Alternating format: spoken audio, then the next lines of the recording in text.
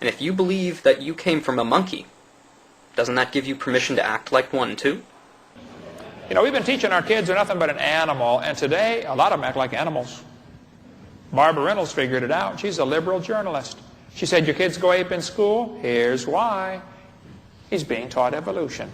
In this video, we're going to meet some of the nominees for the coveted golden crocoduck and debunk the first of many myths they love to propagate. Never mind whether this argument about behaving like animals is supported by evidence. What exactly does it mean? Does behaving like animals mean we peacefully munch fruit and no longer engage in warfare? Does it mean we happily graze on grass all day instead of practicing intolerance and deliberately inflicting pain on our fellow humans? If this is supposed to be an insult or a dire warning, it's hard to find the downside. Let's move on to claims that try a bit harder to hit their mark. Wherever evolution is believed, wherever it is taught, there it breeds chaos, revolution, and immorality. In the Bible, Romans chapter 1 warns us about the natural consequences of rejecting God the Creator. It results in man becoming involved in wickedness and moral corruption. No wonder they don't want evolution taught in the classroom. But before we start banning books, let's see how this claim stands up to the evidence. The more accepting of evolution and godless a country is, the more chaos, revolution, immorality, wickedness, and corruption you'll find there, right? So the United States, where only 10% say they have no religion, and 7 to 13% accept natural selection, will be much more peaceful and well-mannered than Britain, where 44% say they have no religion and only 7% say evolution is absolutely false. If you haven't got the stomach for seeing what happens to a secular country like Great Britain, look away now. I'm about to show you what it's like there, a land of godless evolutionists. Oh my God, they're shopping and eating lunch, sitting on the grass and talking. Well, maybe England hasn't gone crazy now that atheism has taken hold. If we go to countries that are even less God-fearing, like France and Japan, we find them coping quite well too. Let's start with a comparison of crime. Although crime rates in Britain and France have now caught up to the United States, in Japan rates of crime aren't anywhere near as bad. But surely, if most people accept evolution in these countries, the rates of crime should be far worse. As for sexual morality, that's a hard thing to qualify. Not everyone sees it in biblical terms, but let's look at teen pregnancy. According to Hovind and his protégés, you would expect to find much higher rates of teen pregnancy in evolution-accepting Britain than in God-fearing America. But no. Pregnancy rates in the US are nearly twice as high as rates in Britain, 4 times as high as in France, and 7 times as high as in Japan. In other words, the more atheist and evolution-accepting a country is, the fewer teenage pregnancies result. What about divorce rates?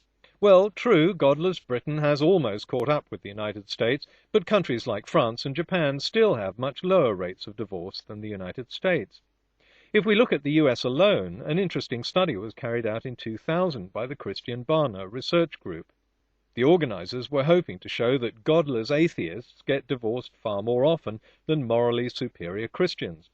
But the pollsters were shocked to discover just the opposite.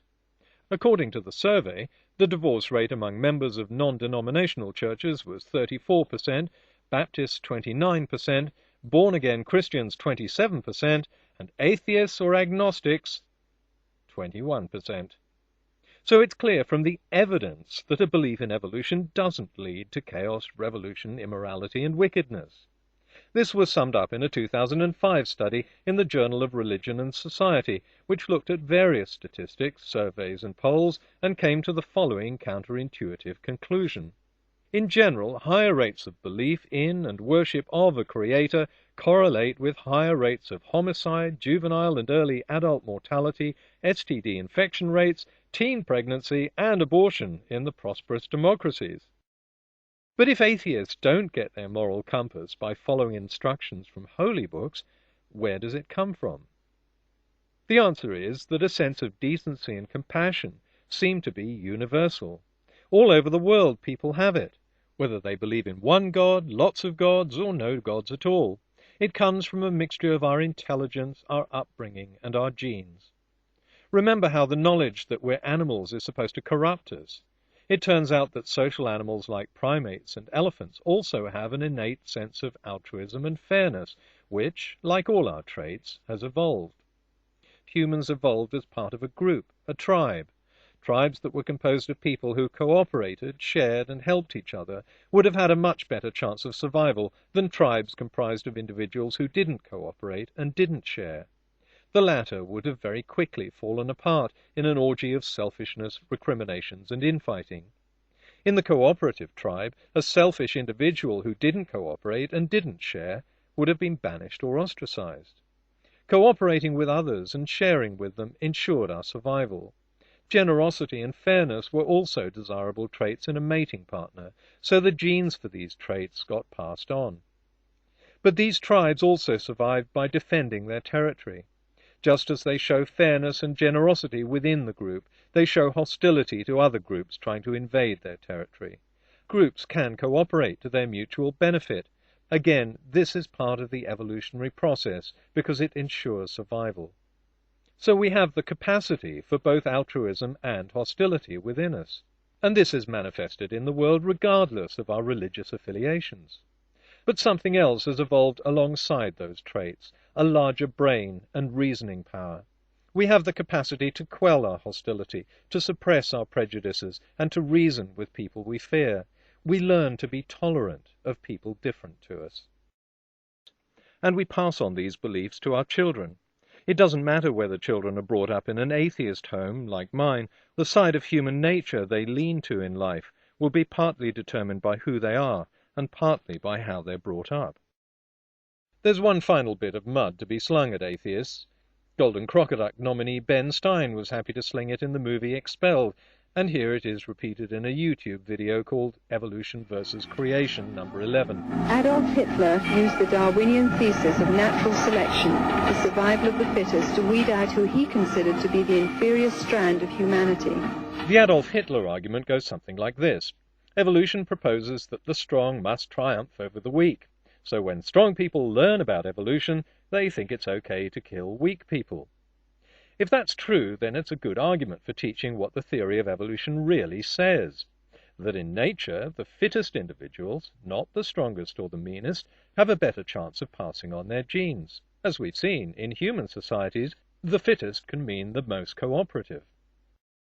Throughout history and for thousands of years before Darwin, the strong have never needed an excuse for exploiting the weak. Christianity has certainly not been an impediment to this process, and in the modern day the idea that if you accept evolution you turn into a fascist is once again not borne out by the evidence. In the United States, arguably the most freewheeling economy in the industrialized world, there's no socialized medicine and few easy handouts. But in secular countries like Britain, France, Japan, Sweden, and the Netherlands, there is for the most part a very generous welfare system and free medical care. These are clearly not systems that endorse a philosophy of the strong overpowering the weak. They exemplify once again the complete opposite. And for those who make the case that an acceptance of evolution leads to left-wing totalitarianism, that doesn't stack up either. So for fundamentalists who love to tell me they're morally superior because they have a purpose in life and something to believe in, I have a ready reply. I have my own beliefs and my own purpose in life. I've been happily married for 20 years and have lived my life decently and honestly without ever needing to consult a religious manual. When our children ask whether any gods exist, we tell them it's a matter of personal faith. But we do teach them that it's wrong to be dishonest, selfish, lazy, and rude. We teach them to be honest, compassionate, hard-working, and well-mannered. Our teenage kids are polite, doing well in school, and never get into trouble. And all this has been achieved without any need for James Dobson's solution of beating, smacking, spanking, and threats of hell. So tell me, what part of this is immoral and wicked? You'll find my individual sense of right and wrong on a separate video on this channel. If other atheists share these values, and most of the ones I know certainly do, it may give an inkling as to why this apocalyptic vision of an atheist world is ignorant and prejudiced junk.